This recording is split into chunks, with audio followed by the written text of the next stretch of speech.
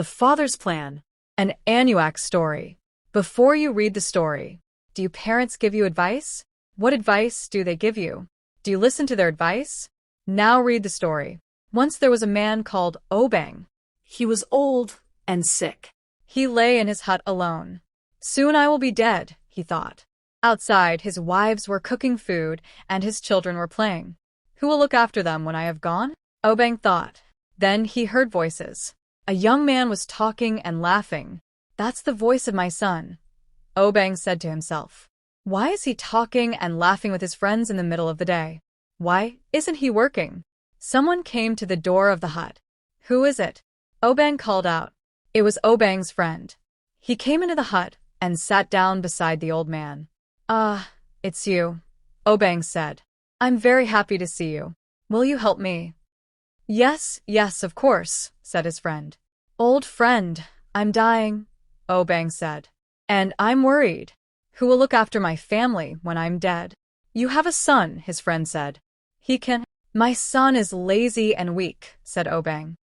Every day he goes out with his friends and eats and drinks. But I have a plan. He must learn to work, and you must be his teacher. How? Said his friend. When I am dead, burn my huts, Obang said. Burn my food store. Burn everything. I can't take all these things with me. Burn them all. But, said his friend. Please, the old man said. Please do this for me. A few weeks later, Obang died.